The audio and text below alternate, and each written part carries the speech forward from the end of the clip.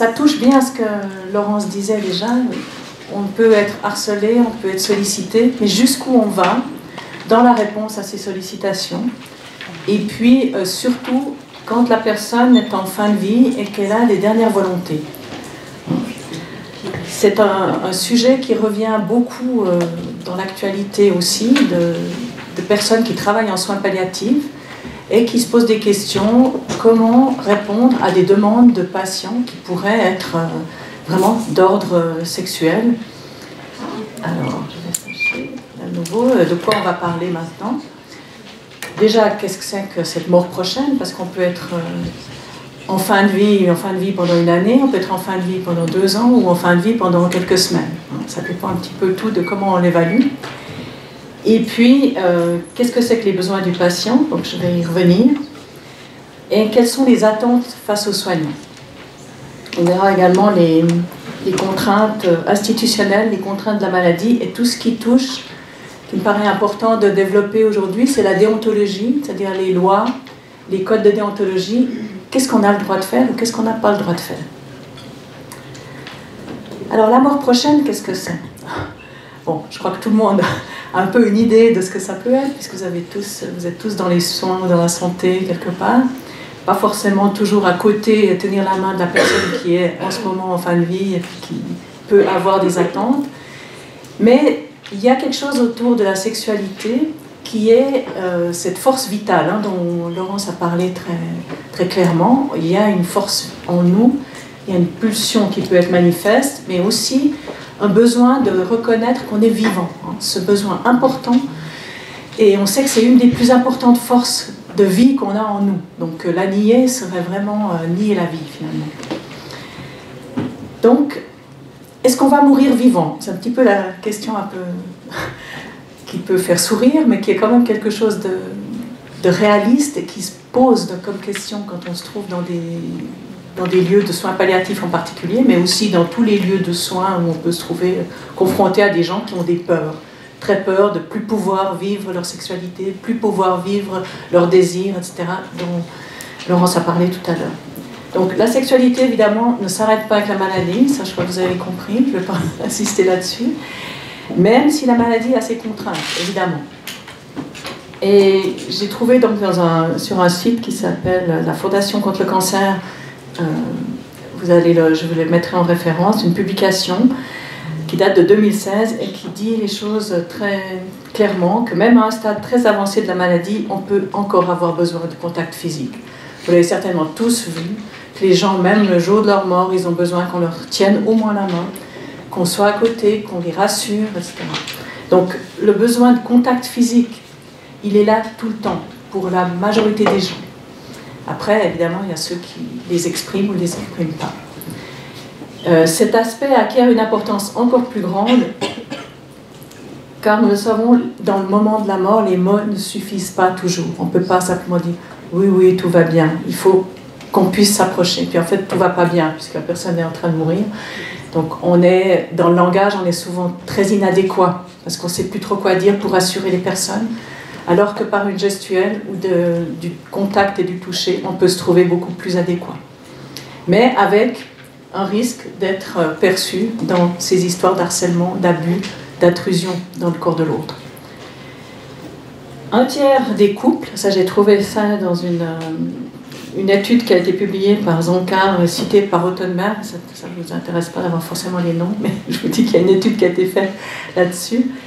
On a pu prouver qu'un tiers des personnes, des couples en tout cas, continuent à avoir des relations sexuelles jusqu'à quelques semaines avant la mort. Donc c'est quand même assez étonnant, ça contredit beaucoup de nos représentations. Parce qu'on pense, ouais, les gens ils vont mourir, ils sont malades, ils sont fatigués, etc. Et puis, on n'aime pas mettre ensemble la sexualité, donc qui est la vie absolue, avec la mort, et puis le fait que quand on est malade, on devrait se comporter comme un malade et puis rester tranquille et attendre que les choses se passent. Alors, je suis un petit peu caricaturale, mais c'est quand même des fois un petit peu ça qu'on ressent dans les différents services. Alors, évidemment que la sexualité va pouvoir se modifier, ou être en tout cas modifiée par la fatigue, par tout ce qui est autour des traitements, on en a parlé tout à l'heure, par des atteintes de certaines sphères du corps qui vont plus pouvoir fonctionner, hein, c'est bien évident. Mais surtout, elle va être modifiée par les peurs. Et je crois que vous avez eu un bon exemple tout à l'heure.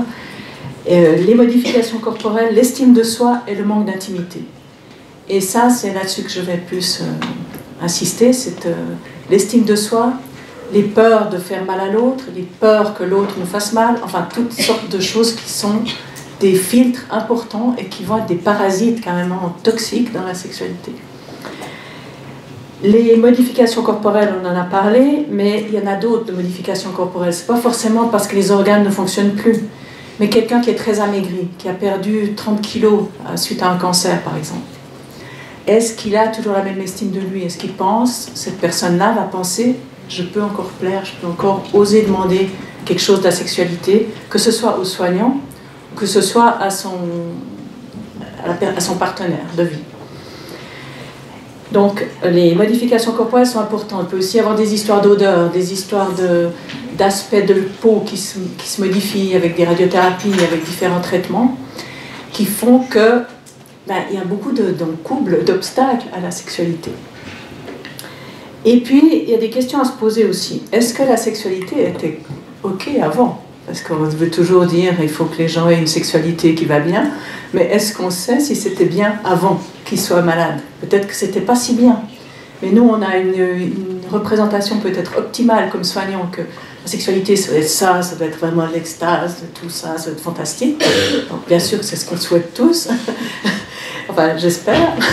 Mais en même temps, peut-être que par rapport à mes représentations à moi comme soignante et puis ce que le patient vivait, il peut y avoir un certain écart en tout cas. C'est pas forcément exactement pareil.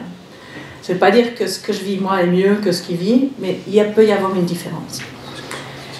Donc comment fonctionnait le couple si on a affaire à un couple? Donc c'est là que je vais après faire la différence entre les appels à l'aide de soignants qui vont appeler leur partenaire ou qui vont espérer avoir une réponse de la part du soignant. Donc, comment fonctionnait le couple? Est-ce qu'il y avait une complémentarité, une complicité, une solidarité? Ou est-ce que les gens étaient très centrés justement sur un type de fonctionnement? Si c'est un couple qui est lié, on dirait que c'est difficile d'être lié que par la sexualité, mais ça peut être quand même un élément très très important dans un couple qui fait que parfois, quand ça ne marche plus, le reste va vraiment être difficile de garder. Donc, il faudra approcher les patients pour savoir un tout petit peu qu'est-ce qui se passe avec eux dans leur couple et puis qu'est-ce qu'ils aimeraient restaurer. Et puis, la grosse question que j'ai mis en gras, parce que c'est celle-là qui va nous interpeller aujourd'hui un petit peu plus, c'est quand il n'y a pas de partenaire mais qu'il y a du désir, qu'est-ce qu'on fait? On leur dit, débrouillez-vous tout seul, hein, vous avez des mains, vous avez de quoi vous donner du plaisir. C'est pas toujours possible, hein, déjà parce que la fatigue est là, il peut y avoir plein d'éléments, et puis surtout, c'est pas tout à fait le même plaisir et la même satisfaction. Et puis, est-ce qu'il y a l'intimité suffisante pour pouvoir même avoir aussi ces appels-là, ces gestuels-là? Et puis en fait, qui s'inquiète de ces questions? C'est ça, je pense que c'est la bonne question de la journée. C'est qu'on ne s'en inquiète pas beaucoup. Alors, je vais vous passer un tout petit bout d'une vidéo que j'ai enregistrée sur YouTube, qui est une soignante qui travaillait à Lille et qui a fait une recherche sur justement toute la sexualité dans les soins intensifs, dans les soins palliatifs, pardon. Elle venait des soins intensifs, en fait. Donc elle avait les doubles approches où il faut vraiment assurer la sécurité du patient, puis en même temps, il y a une attente d'autres fonctionnements. Alors, j'ai pris que la partie, qu'un petit bout de cette vidéo. Je vais la mettre en route.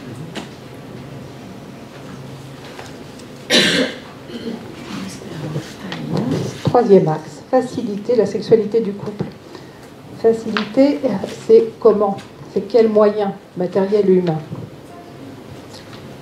Alors, au niveau de la chambre, en institution, c'est permettre la personnalisation. Mettre des photos, des dessins, des objets personnels. Limiter, tant que faire se peut, la médicalisation. Le pied à perfusion, tout ce qui peut traîner dans une chambre d'hôpital.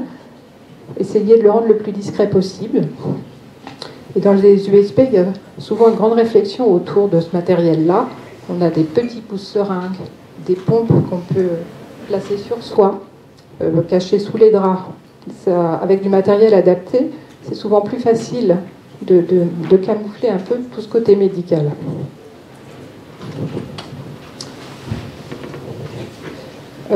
Informer aussi le patient et son conjoint l'utilisation du volet roulant de la chambre pour fermer les volets si on veut être plus en intimité, sur le fonctionnement des barrières,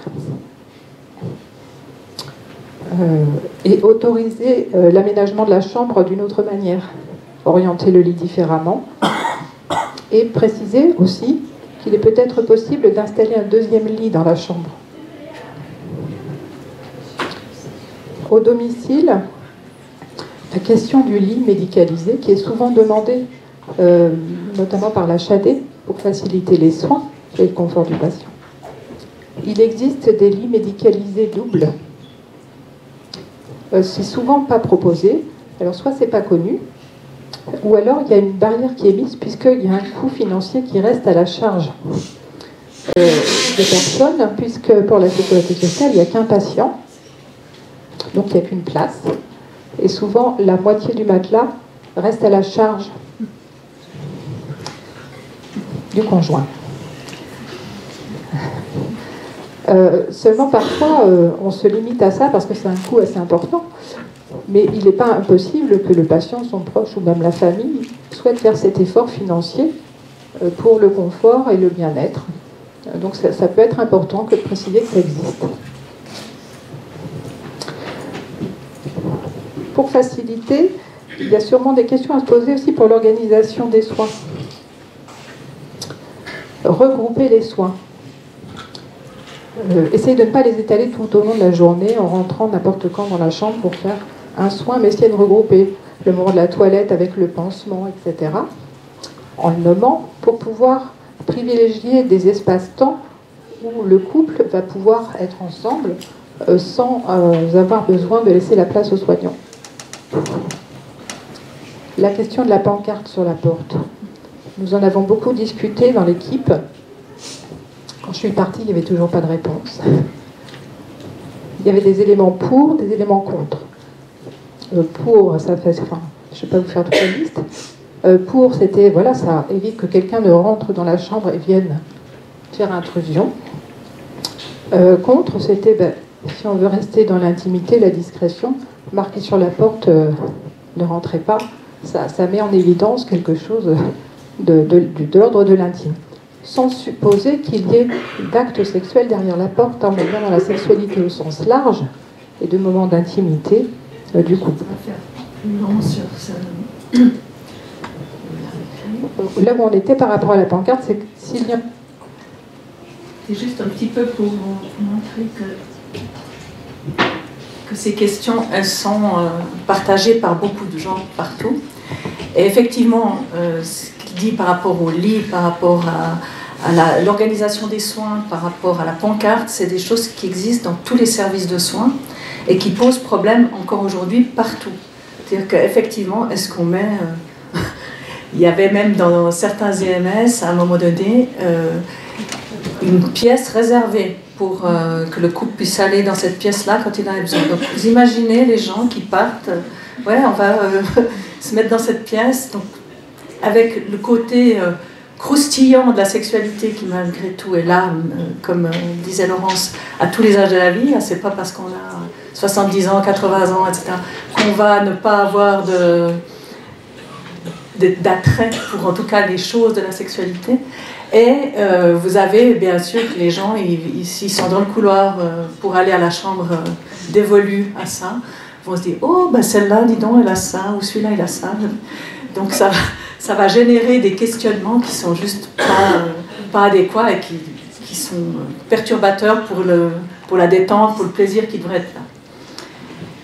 Donc, quelles sont les attentes en fait des patients face aux soignants? Alors on a beaucoup de choses. C'est déjà cette phrase qui vient du même site que j'ai trouvé là, qu'il serait intéressant que les soignants puissent surmonter leurs propres inhibitions. Et ça, je pense que c'est l'élément fondamental de tout sujet dans la sexualité.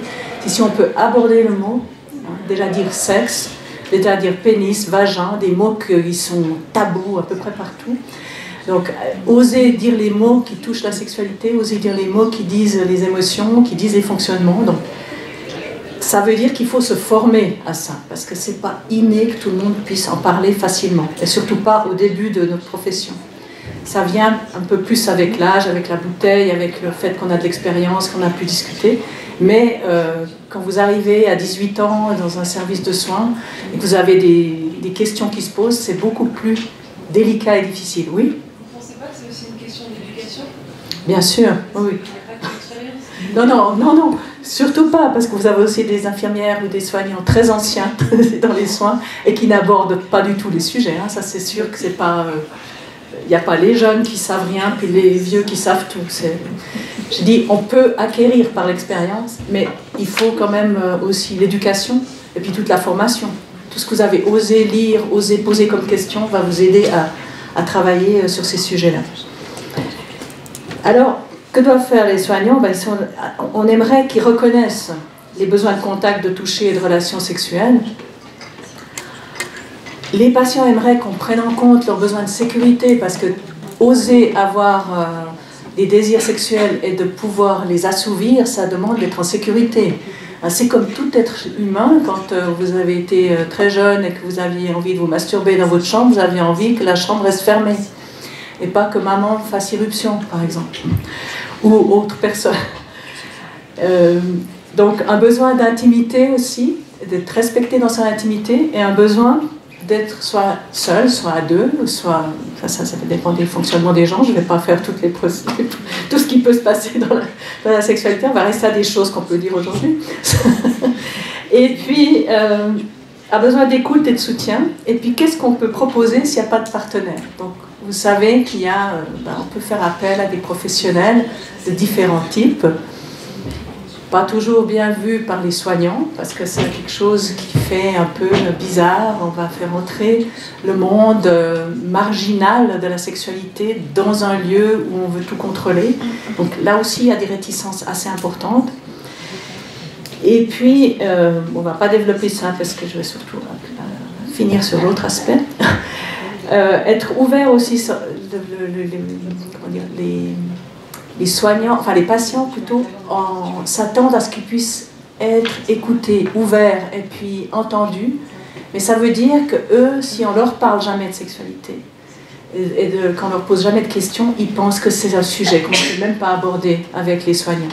Donc ça doit venir quand même du soignant, une première approche. Après, le patient, il répond ou il ne répond pas. Hein. C'est pas obligé que vous ayez tous les gens qui vont vous demander des choses et vous parler de leur vie. Mais vous devez avoir une possibilité d'ouvrir la discussion. C'est-à-dire de poser une question. Est-ce que vous avez des besoins? Comment ça se passe chez vous? Vous pouvez y aller progressivement. Vous n'êtes pas le jour de l'entrée et dire est-ce que vous avez besoin de sexe ce soir? Hein? C'est pas ça la proposition, évidemment. Surtout que les gens, quand ils entrent dans une institution, ils ont beaucoup d'autres inquiétudes avant. Mais ça vient très vite quand même, hein, parce que cette solitude du corps, elle est très mal vécue. Et puis, bien sûr, on doit faciliter les visites, faciliter la place des partenaires qui existent. Et puis, les contraintes institutionnelles dont on a parlé. Mais parfois, il y a plus que ça. Donc, parfois, le patient, il a envie d'avoir des gestes clair et net. Il va vous demander des massages. Si vous commencez un massage, vous commencez une toilette et puis qu'il y a une érection qui se passe, qui va vous dire vous pourriez continuer, qu'est-ce que vous faites dans ces cas-là? Une petite question. Que faire quand le malade, il vous sollicite et puis qu'on vous a toujours dit qu'il fallait viser le bien du patient? Le bien du patient, si vous l'écoutez, pour lui, ça va être, vous me masturbez jusqu'au bout, vous faites votre histoire. Qu'est-ce que vous en pensez? Est-ce que c'est possible? Pour qui serait possible, si vous levez la main? Non, personne. Déjà, vous n'oseriez pas le dire, j'imagine. Je rigole un petit peu parce que c'est des sujets qui prêtent à rire, mais qui nous mettent évidemment hyper mal à l'aise quand on a ce type de demande. si vous êtes en train, enfin moi je me souviens de ma première toilette où le patient il a eu une érection, puis je ne savais pas quoi faire, j'étais en train de m'accuser moi-même d'avoir provoqué. Est-ce que j'ai été trop fort? Est-ce que j'étais trop doucement? Est-ce que j'avais des boutons d'effet? Est-ce que j'avais ma blouse transparente? Est-ce que j'y ai souri trop? Enfin, tout ce qui tournait dans ma tête en 3 secondes et demie, qui a fait que je me suis retournée, puis que j'ai rincé ma lavette pendant une demi-heure, en espérant que les choses se règlent toutes seules. Donc, et bien évidemment, ça ne s'était pas réglé. Et ça s'était aggravé parce que la monitrice, qui était l'enseignante de l'époque, avait mis un petit drap dessus, puis on avait une forme que je vous laisse imaginer. Que faire? Par chance, on a rigolé et le patient était prêt à rigoler, puis ça s'est fini comme ça parce qu'on a pu partager le rire et partager un moment à se dire, ben voilà. Mais j'en ai souffert longtemps parce que je suis rentrée après dans ma chambre de Champepierre, où j'en ai parlé avec toutes mes copines parce que je ne savais pas à qui en parler, et qu'on n'avait pas de débriefing et pas de possibilité de discuter de qu'est-ce qu'il aurait fallu faire dans cette situation. Est-ce que c'était un réflexe? Dans le cas précis, c'était un réflexe. Mais je ne le savais pas, moi. Parce que je pensais que quelqu'un de paralysé était paralysé de partout, hein, même les yeux, tout. Enfin bref, je n'avais même pas imaginé qu'il y avait des organes.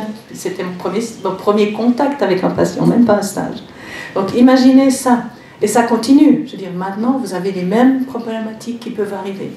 Puis ceux qui sont depuis longtemps, ça arrive encore. C'est pas que c'est juste parce que c'est la petite jeune infirmière. Alors, qu'est-ce qu'on fait avec tout ça?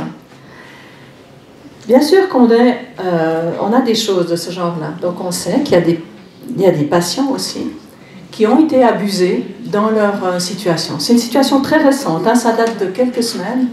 Ça a été révélé il y a quelques semaines au public. Aux États-Unis, une femme dans le coma, qui était depuis 12 ou 14 ans dans le coma, qui accouche. Donc tout d'un coup, elle se rend compte qu'elle attend un bébé, enfin qu'elle a des contractions de l'accouchement. Ils n'avaient rien vu, parce que je pense que le bébé s'était bien caché dans le corps d'une personne tout le temps couchée qui ne réagit pas beaucoup. Donc, pour que ce bébé il se développe dans ce corps-là, il y a bien dû y avoir quelqu'un qui a été mettre la petite graine, comme on dit. Hein. Donc, il y a eu une violence extrême. C'est-à-dire qu'il y a quelqu'un, et ils ont découvert récemment, j'ai vu ça sur l'actualité, que c'est un infirmier donc, qui a été mis en cause, un infirmier qui a violé une patiente. Alors là, on peut dire qu'on est vraiment clairement dans l'abus à réprimer, dénoncer au niveau d'un tribunal. Mais on n'est pas toujours dans des situations aussi extrêmes. Vous avez peut-être vu le film d'Almodovar, Parle avec elle. Si jamais c'est la situation qui a peut-être donné l'idée à cet infirmier de faire pareil. Il y a une référence légale. Donc, il y a quelque chose où on n'a pas le droit, légalement, d'avoir des relations sexuelles avec des patients sans un consentement explicite. Mais qu'est-ce que ça veut dire quand on est dans une relation soignant-soigné, hein? Non, ça va, j'ai encore un petit peu de temps. Alors, tout ce qui est contre l'intégrité sexuelle, donc toute infraction, c'est-à-dire les attouchements, que ce soit avec des objets, que ce soit avec son propre corps, etc. Tout ce qui est intrusion dans la sphère sexuelle d'une personne, que ce soit sur une femme ou sur un homme, hein, je dis bien, parce qu'il y a aussi des possibilités d'abus sur les hommes, hein, et donc est listé dans des articles du Code pénal. Vous pourrez les retrouver, mais il y en a un qui est particulier, qui concerne les personnes hospitalisées. Parce qu'on le sait dans la vie de tous les jours. Hein, on n'a pas le droit de faire des choses aux gens qui sont à côté de nous simplement parce qu'on les trouve bien et qu'on a envie de leur faire des choses. Ils ont le droit de dire non et puis on doit respecter ça. Donc on est vraiment là dans l'aspect légal qu'on peut comprendre dans la société de tous les jours. Par contre, avec un patient, on va pouvoir faire des choses sans forcément obtenir son accord tout le temps. Et là, il y a les limites dans ce qu'on doit faire pour des raisons médicales, techniques, qui sont légitimes, donc qui doivent être faites de manière professionnelle, et ce qu'on va faire en abusant de la situation. Et ça peut se trouver pour tous les professionnels de la santé, pas seulement pour les infirmiers et infirmières. Donc, est-ce que le patient demande quelque chose? Et quand il demande quelque chose, quelle est la relation de dépendance qu'il a avec la personne? Et quelle est notre relation de pouvoir? Parce que finalement,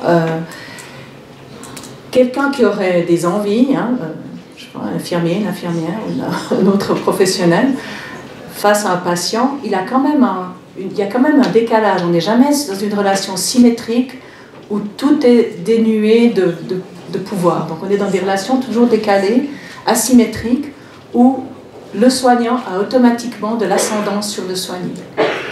En tout cas, dans les situations de santé physique. Après, il y a les problèmes de santé mentale qui peuvent être encore d'autres histoires. Mais on sait que celui qui a profité d'un rapport de dépendance pour obtenir des faveurs ou en donner en pensant que l'autre va être content, parce qu'on peut se faire aussi cette illusion qu'on est des gens bénéfiques parce qu'on a rendu service à une personne en lui faisant une masturbation ou autre chose, il faut savoir que c'est puni par la loi, donc on n'a pas le droit de faire ça. Et d'ailleurs, il y a un arrêté du tribunal fédéral qu'on m'a passé ici dans l'école, qui a un infirmier qui se trouvait dans un EMS dans le canton de Genève, qui a été condamné en 2014 parce qu'il avait eu des relations sexuelles avec des résidentes, donc des dames qui avaient entre 80 et 90 ans. Alors, ce n'est pas l'âge qui pose problème, c'est plutôt l'état de sénilité mentale de la personne, parce qu'en fait, après, s'il y a des personnes parmi vous qui ont envie d'avoir des relations avec des femmes plus âgées, c'est votre choix personnel.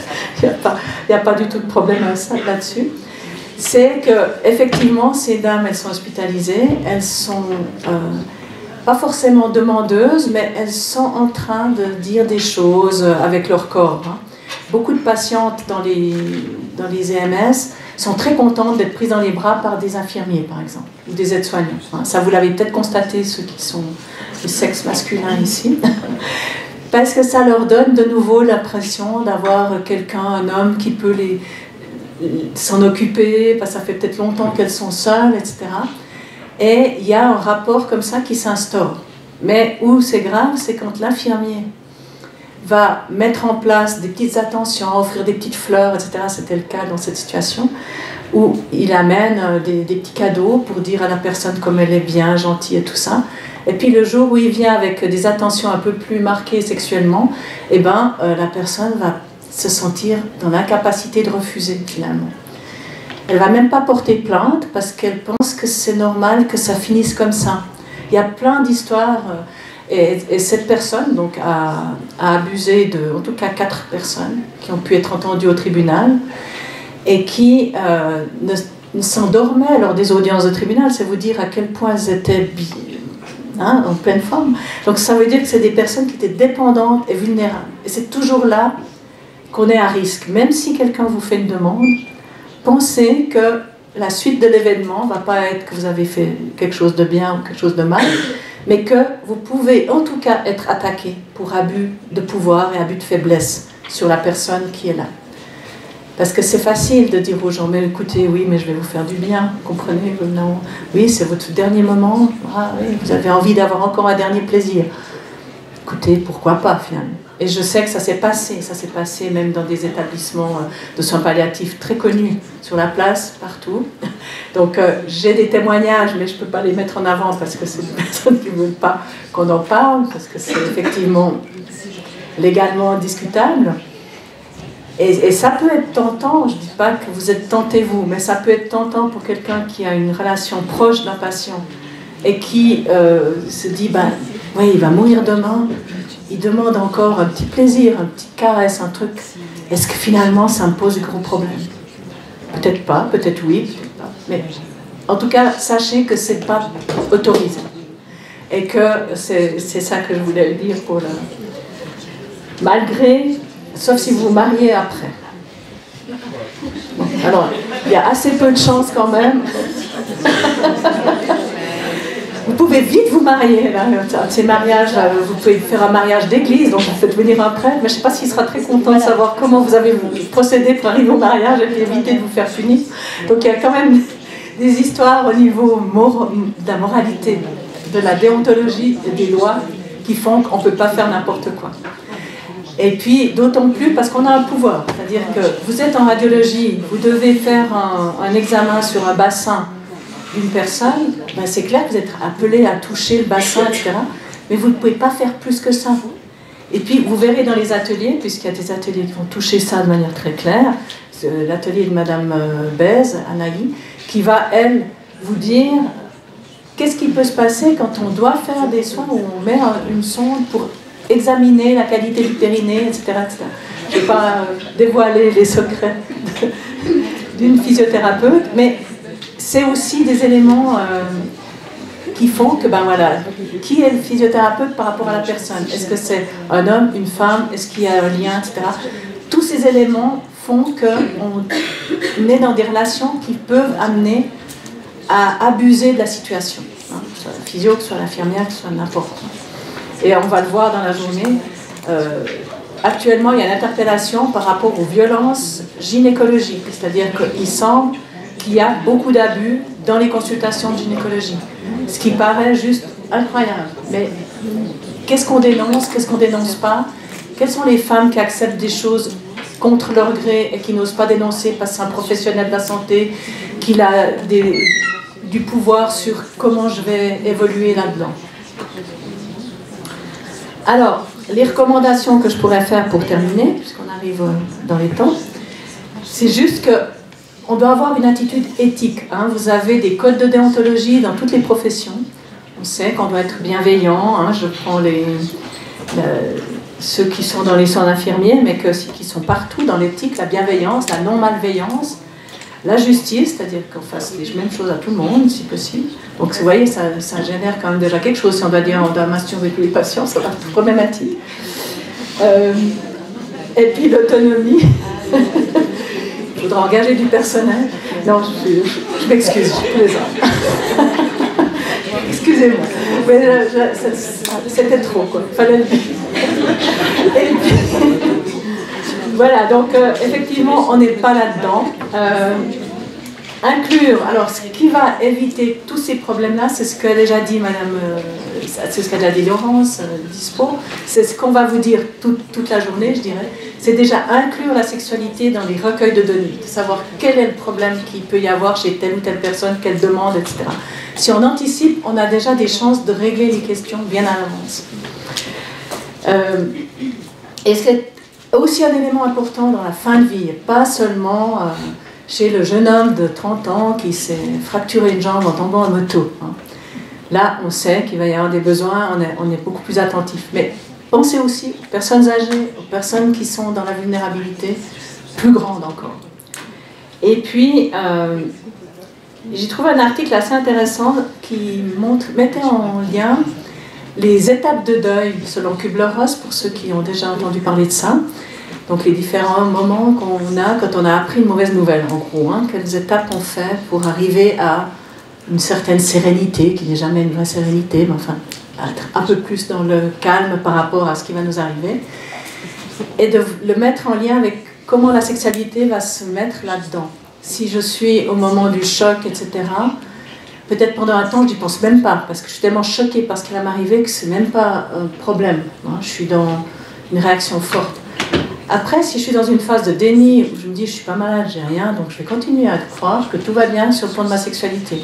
Et c'est peut-être l'autre, mon partenaire, qui va commencer à être inquiet, parce que lui, il sait, ou elle sait, que j'ai quelque chose qui va se passer dans mon corps, et puis commence à avoir des décalages dans la relation. Enfin, bref, vous pourrez lire cet article, je trouve que c'est très intéressant de voir comment le marchandage est quelque chose d'hyper important aussi. Quand je suis dans cette phase où je sais que je vais avoir quelque chose de grave ou que je vais mourir, en tout cas quelque chose de très grave, je peux jouer là-dessus pour obtenir des faveurs, hein, avec les soignants ou avec mon partenaire. Et puis, si on reprend tous les auteurs qui ont parlé de ces situations-là, il y a toujours les mêmes choses qui reviennent. Je crois que vous pouvez vous en faire un guideline pour tous les jours. C'est écoute, ouverture, faciliter les choses quand les choses existent, faciliter les relations pour le partenariat. Proposer des solutions aussi. On a de la chance, quand on est dans des équipes de soins, d'être plusieurs. Donc, à plusieurs, des fois, on est quand même un peu plus intelligent. On récupère en tout cas des informations qu'on n'a pas forcément. Et c'est utile d'en parler. Alors, N'ayez pas peur. Bien sûr qu'il y a des gens qui vont rigoler, qu'il y aura des gags, il y aura toujours des histoires de ce genre, parce que la sexualité déclenche toujours quelque chose d'un peu croustillant, interdit, tabou, etc. Mais plus on en parlera, moins on aura ce type de réaction, et plus ce sera facile. C'est-à-dire que tant qu'on reste en se disant « Oh là là, j'ai pas envie de me prendre encore une plaisanterie sur je sais pas quoi », ça n'ira pas. Bien sûr qu'on n'a pas envie. Bien sûr, quand c'est la première fois qu'on a une expérience un peu traumatisante avec un patient, on ne sait pas quoi dire et quoi faire. C'est normal. N'hésitez pas à en parler, soit à votre équipe, soit à vos partenaires, de collègues, tous les gens que vous pouvez avoir autour, avec qui vous pouvez en parler, ne peuvent que vous donner quelques pistes. Mais surtout les professionnels, je dirais, qui sont déjà un petit peu plus armés par rapport à toutes ces questions. Et puis, vous abstenir des gestes qui peuvent être considérés comme des abus de pouvoir ou abus de faiblesse, intrusifs. Il faut même pour des gestes intrusifs qui sont dictés par le technico-médical, il faut l'accord des gens. Il faut qu'ils puissent savoir de quoi il s'agit, qu'est-ce qu'on va leur faire. On n'entre pas dans l'anus, dans le vagin des gens comme on entre dans une salle, quoi. Il faut quand même juste prendre certaines précautions. Mais il y a des gens qui font des choses incroyables. Je vous donne juste un petit exemple pour finir. J'avais ma fille qui était petite, elle avait 5-6 ans, et puis elle avait une grosse fièvre. Et puis alors je l'ai amenée aux urgences parce que j'avais vraiment peur que ce soit plus grave que ça. Et puis, je ne sais plus ce que c'était d'ailleurs, c'était pas si grave. Mais ce qui était grave, c'est que le médecin lui a fait un toucher rectal à une petite fille de 6 ans pour une fièvre. Et puis, sans l'avertir. Et là, j'ai fait une crise, quoi. J'ai sauté en l'air, je dis, mais vous ne pouvez pas faire ça. Bon, après, j'ai expliqué à ma fille que des fois, il faut regarder un peu partout. Elle n'a pas été traumatisée par la suite, plus que ça.